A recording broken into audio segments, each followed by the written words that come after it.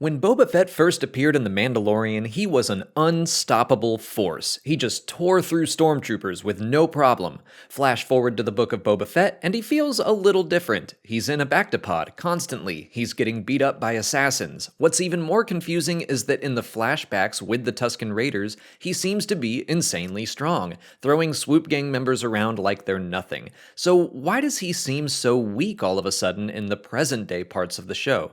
I've seen that question popping up a lot, and people are acting very indignant about it, as if it's some huge inconsistency, and the fact that we don't have all the answers right now is a major flaw in storytelling.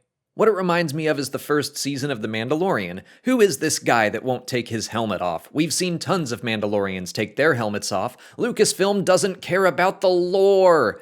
And then cut to the second season where that exact question and the so-called rules surrounding being a Mandalorian becomes central to the story. We got an answer, and we got it from Bo-Katan of all people. So have some patience. Trust the storytellers. I'll admit it's possible Boba Fett got a little nerfed for the show just to give him more of an arc, but the way things have been playing out, I think his struggles and his need for healing are very thematically important.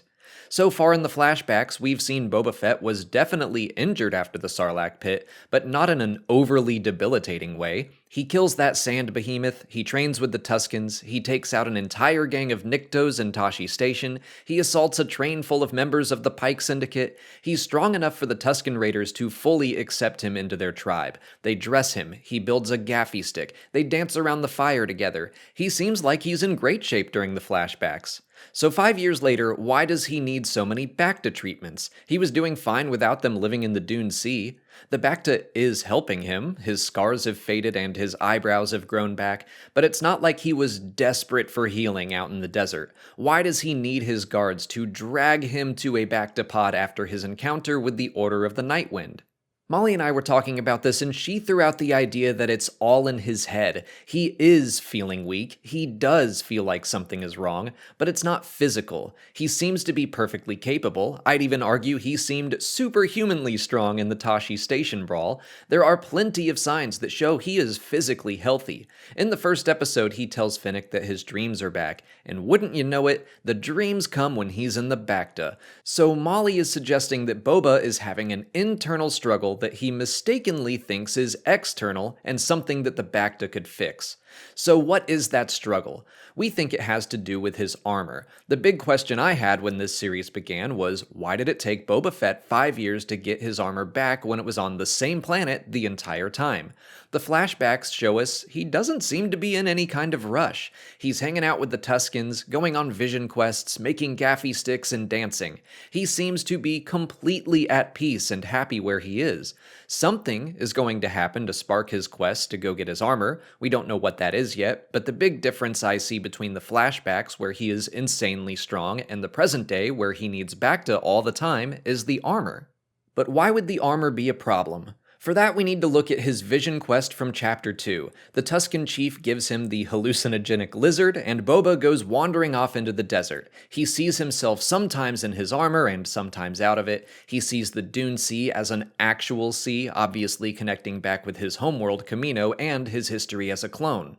He sees a tree that I think represents his family tree. He sees his adult reflection in his father's helmet. We see him as a little boy watching his father fly away. The tree begins to wrap its branches around him, and then he's back in the armor and back in the Sarlacc pit. He's suffocating. He imagines the fight to crawl back out, and then he breaks the branches of the tree, symbolically breaking the branches of his family. I covered all this a bit in my review for the episode, but I think the Book of Boba Fett is about Boba Fett's quest for self-discovery. He wants to reinvent or reforge himself, because he's been living someone else's life from the moment he was born. Jango's life. He is literally a copy of another person, and according to the comics, that person wanted Boba to continue on the family business as the best bounty hunter in the galaxy. He never cared about the clone troopers or their intended purpose. All he cared about was the Fett reputation and legacy. Jango dies and Boba ultimately does what he was raised to do. He becomes a bounty hunter, taking orders from others and gaining notoriety, all while wearing his father's armor. Well, not the helmet, he blew that up in the Clone Wars, but in The Mandalorian he claims the rest of it was his father's. Boba Fett has never really stopped to choose his own destiny. He looks at Jango Fett's helmet in the vision and he sees himself. After the near-death experience in the Sarlacc and after the armor is stripped away from him, I think for the first time he's asking himself who he is without it. The Fett name certainly means something, but does the name Boba Fett? Or is he just a carbon copy of Jango Fett? Jango died in the sand thanks to a faulty jetpack after it had been run over by a large creature. Boba almost died in the sand thanks to a faulty jetpack, launching him into the mouth of a large creature. He escaped, but if he had died, who would have remembered him? What legacy would he have left behind? People would have said, well, he used to be the greatest bounty hunter around, but did you hear how he died? His time with the Tuskens, although it was initially by force, has become a time for him to create something for himself. He didn't create his armor, as far as we know. He didn't forge it the same way Din Djarin did. He inherited it and wore it because he was supposed to. But he earned his place among the Tuskens. He made his gaffy stick, and I think it's absolutely purposeful that the creation of a gaffy stick has so many parallels to the creation of a lightsaber. Younglings go into the cave on Ilum, overcome trials to find their Kyber crystal, and then build their first lightsaber under the guidance of Huyang the droid. Boba had a vision, overcame a trial, found a branch that means something to him, and forged it under the guidance of an expert. That gaffy stick is significant to him. But for some reason, he puts it down once he gets his armor back, like he's falling into old, comfortable habits that he never found fulfilling in favor of the life he led with the Tuskens. A life that he found spiritually satisfying. That's the big question I have right now. What makes him decide to go get his armor back and then become a crime lord? I hope it's not because all the Tuskens died. That would be sad. A little tropey too, but this series has been very tropey so far, and it's not diminishing my enjoyment of it. I've seen people throw around the idea that Boba's motivation to become a crime lord could be to help the Tusken people. I'm into that idea, and I think some of his talks with the Tusken chief point in that direction. I also think it could be about his reputation and legacy. He wants to make a name for Boba Fett, and to him the next logical career move from bounty hunter would be crime lord, the kind of person that used to hire him. Whatever his motivation is, he feels he needs the armor to achieve his goals.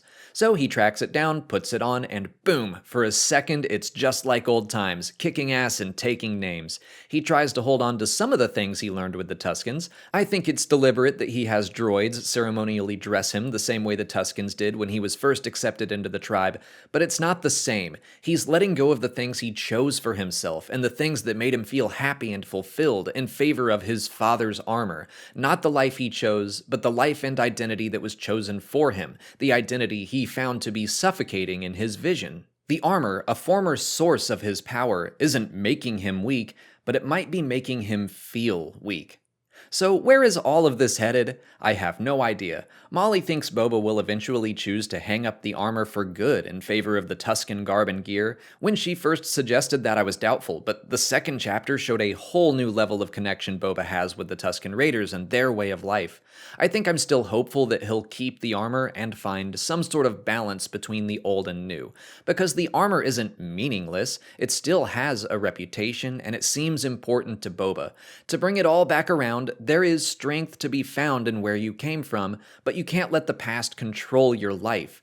Balance is, of course, a major theme in Star Wars, so maybe the Book of Boba Fett will be about how our title character reinvents himself by realizing he has an inescapable identity as a clone of Jango Fett, but that doesn't mean his life has to become a carbon copy of his father's as well. He can still wear the armor and wield a gaffy stick.